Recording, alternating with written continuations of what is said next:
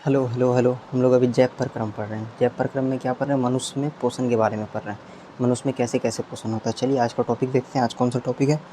आज हम मनुष्य का मुख गुहा, मनुष्य के मुख गुहा के बारे में पढ़ेंगे। मनुष्य में पाचन जो होता है उसमें मनुष्य का मुख गुहा एक बहुत बड़ा इंपॉर्टेंट रोल प्ले करता है। आज उसके बारे में देखेंगे क्या क्या कैसे कैसे है। स्टार्ट करते हैं। सबसे पहले देखते हैं मनुष्य के मुख गुहा में 3 जोड़ी लार ग्रंथि पाया जाता है। 3 जोड़ी लार ग्रंथि पाया जाता है जो कि जिससे लार स्त्रावित होता है। लार स्त्रावित होता है जो हमारे भोजन को पचाने में मदद करता है और उसको सन के मतलब कि एक गोला बना के आसानी से अंदर निगलने में मदद करता है। वही काम है लार का। और लार स्टार्च को यानी कि कार्बोहाइड्रेट को पचाने में भी मदद करता है बहुत ज़्यादा मात्रा में। देखते हैं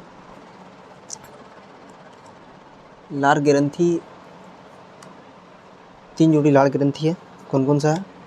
पहला है पैरोटिड ग्रंथि, उसके बाद है सबमैंडिबुलर लार ग्रंथि, उसके बाद है सबलिंगुअल लार ग्रंथि।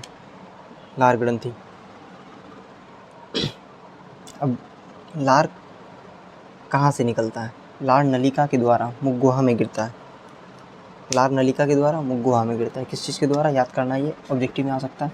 लार नलिका के द्वारा, लार नलिका के द्वारा मुख गुहा में गिरता है।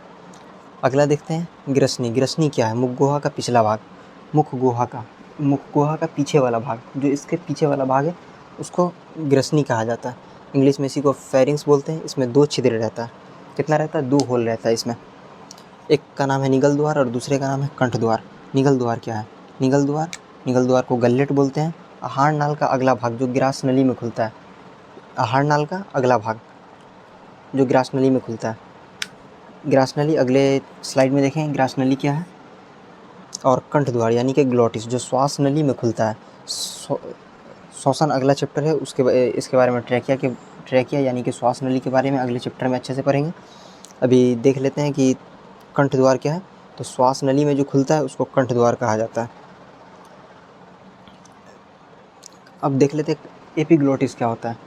कंठ द्वार के आगे एक पट्टी जैसी रचना होती है जिसको एपिग्लोटिस कहा जाता है। पट्टी की जैसी रचना रहती है। और उसका क्या योगदान है हमारे शरीर में? जब हम भोजन खाते हैं, जब हम भोजन करते हैं तो उस टाइम में वो सांस वाले नली में नहीं जाने देता ताकि हमारे फेफड़ा में भोजन नहीं जाए। देख लीजिए एपिग्लोटिस का क्या काम है। मनुष्य जब भोजन करता है तब वह पट्टी कंठ द्वार को ढक देता है जिससे भोजन श्वास नली में नहीं जा पाता। बहुत बड़ा योगदान है एपिग्लोटिस का। अगले स्लाइड में देखते हैं ग्रास नली के बारे में, उसके बाद फिर उसके आगे। हाँ, तो मुख गुहा के बारे में देख लिया। अब ग्रास नली के बारे में देखते हैं ग्रास नली क्या है। ग्रास नली के बाद आमाशय के बारे में थोड़ा सा देखते हैं वाले स्लाइड में, बाकी उसके बाद अगले स्लाइड में देखेंगे। आमाशय ग्रंथि से जो एंजाइम सिक्रीट होता है वो अगले स्लाइड में देखेंगे। बाकी उसका पार्ट इसी में देख ले रहे हैं।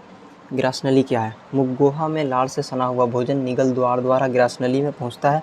भोजन के पहुँचते ही ग्रास नली की दीवार में तरंग की तरह संकुचन या सिंकुरन और शिथिलन या फैलाव शुरू हो जाता है, जिस क्रिया को कर्माकुंचन प्रक्रिया कहते हैं। उसी को पेरिस्टल्सिस मूवमेंट कहा जाता है। जब भी हम भोजन करते हैं तो वो एक तरंग दैर्घ्य के जैसे यानी कि इसके जैसे किरण के जैसे आगे बढ़ता है भोजन। उसी को क्या कहते हैं? कर्माकुंचन या फिर पेरिस्टल्सिस मूवमेंट कहा जाता है। इसी गति के कारण क्या होता है? भोजन नीचे की तरफ घिसकता है। और ग्रास नली के बारे में, ग्रास नली में पाचन क्रिया नहीं होती है। जो भी हमारा ओएसोफेगस है उसमें पाचन क्रिया नहीं होती है। मुख गुहा देख चुके हैं हम लोग। भोजन कैसे कैसे कहाँ जाता है वो देख लेते हैं। सबसे पहले मुख गुहा में हम लोग अंतर्ग्रहण करते हैं। मुख गुहा से ग्रास नली में जाता है और ग्रास नली में क्या होता है? पेरिस्टल्सिस या फिर कर्माकुंचन प्रक्रिया होता है। कर्माकुंचन एक गति होता है, उसी की मदद से आगे आमाशय की तरफ जाता है। आमाशय यानी स्टोमक में जाता है और स्टोमक का 3 पार्ट्स है। और स्टोमक के बाद आगे छोटी आंत देखेंगे। अगले लेक्चर में देखेंगे छोटी आंत के बारे में। आमाशय का 3 पार्ट्स है आमाशय का। सबसे पहला है ग्रहनी। ग्रहनी को क्या बोलते हैं? कार्डियक भी बोलते हैं। ग्रहनी को कार्डियक भी बोला जाता है। क्या बोला जाता है? कार्डियक। उसके बाद है फंडिक, फिर है पाइलोरिक। आमाशय से देखते हैं। आमाशय अमाशय के अंदर एक बहुत बड़ा ग्रंथि है जिसको अमाशय ग्रंथि कहा जाता है, जिससे एंजाइम सिक्रीट होता है, एंजाइम स्रावित होता है। म्यूकस वगैरह उसी से होता है। एचसीएल के बारे में जानते होइएगा, एचसीएल भी उसी से होता है। अगले स्लाइड में देखते हैं कौन कौन सा एंजाइम होता है और कौन कौन सा एंजाइम का क्या क्या काम है। ऐसा क्या है कि मांस पच जाता है लेकिन हमारे आंत को किसी तरीक़ा का कोई हमारे अमाशय को किसी तरीक़ा का कोई तकलीफ़ नहीं होता है, किसी तरीक़ा का कोई दिक्कत नहीं होता। तो उसके लिए हमारे अंदर एक म्यूकोसा लेयर रहता है। म्यूकोसा लेयर का क्या काम है? म्यूकोसा अम्ल से सुरक्षा करता है। किस चीज़ से? अम्ल से सुरक्षा करता है। अम्ल से। कौन से अम्ल से? तो हाइड्रोक्लोरिक अम्ल से, हाइड्रोक्लोरिक एसिड से। हाइड्रोक्लोरिक एसिड क्या है? एक जीवाणुनाशक है। अगर हाइड्रोक्लोरिक एसिड अंदर नहीं रहेगा, अगर अंदर स्रावित नहीं होगा तो हमारे शरीर में जीवाणु अटैक कर देगा। और क्या, और एचसीएल का क्या काम है? पेप्सिनोजेन को पेप्सिन में बदलता है। क्या करता है? पेप्सिनोजेन को पेप्सिन में बदलता है। तो एचसीएल निकलता कहाँ से? पेराइटल या ऑक्जेंटिक सेल से निकलता है। म्यूकोसा सेल से क्या निकलता है? म्यूकोसा सेल या फिर सेलेस्मा इसको कहते हैं। अम्ल से सुरक्षा इसका काम है। दूसरा है पेराइटल या फिर ऑक्जेंटिक सेल, इसका क्या हो गया? जीवाणुनाशक है। और पेप्सिनोजेन को पेप्सिन में बदलता है। अगला देखते हैं और आखिरी चीफ या फिर मुख्य। चीफ का मतलब ये होता है मुख्य, या फिर जाइमोजेन इसको कहते हैं। इसका क्या काम है? पेप्सिनोजेन को इनएक्टिव फॉर्म बनाता है। पेप्सिनोजेन जो रहता है उसको इनएक्टिव फॉर्म बनाता है और एचसीएल की उपस्थिति में, एचसीएल जहाँ पे एचसीएल के प्रेजेंस में सक्रिय होकर पेप्सिन बनाता है। पेप्सिन प्रोटीन को पेप्टोन में बदलता है। पेप्सिन जो है वो प्रोटीन को पेप्टोन में बदलता है। अमाशय के बारे में देखते हैं। अमाशय प्रतिदिन 3 लीटर जठर रस का स्राव करता है। कितना? 3 लीटर। ऑब्जेक्टिव में आ सकता है ये क्वेश्चन। अमाशय प्रतिदिन 3 लीटर जठर रस का स्राव करता है। अब हमारे शरीर में अम्ल का एक मतलब एक ये है कि कितना होना चाहिए, कितना स्रावित होना चाहिए। कभी कभी ज़्यादा हो जाता है। जब अगर थोड़ा बहुत ज़्यादा होता है तो चलता है, बहुत ज़्यादा हो जाएगा यानी अत्यधिक हो जाएगा। तो अत्यधिक होने से क्या होता है? अल्सर हो जाता है, यानी कि घाव हो जाता है। अल्सर या घाव हो जाता है, जिसको अल्सर कैंसर भी बोलते हैं या फिर पेप्टिक अल्सर बोलते हैं इसको। इसका दूसरा नाम क्या है? पेप्टिक अल्सर है। इसका ये होने का एक और चांस है, अगर लंबे समय तक बिना भोजन किए कोई भी इंसान रहता है, कोई भी व्यक्ति रहता है बिना भोजन किए, यानी खाली पेट बहुत लंबे समय तक रहता है, तो उसके अंदर भी ये अल्सर या फिर पेप्टिक अल्सर होने का चांस बहुत ज़्यादा होता है, संभावना बहुत ज़्यादा होता है।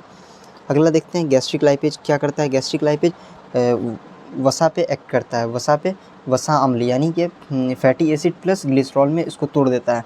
वसा को, फैट को फैटी एसिड प्लस ग्लिसरॉल में इसको तोड़ देता है। उसके बाद देखते हैं काइम क्या है। काइम क्या है? अमाशय में गाढ़े लेई की तरह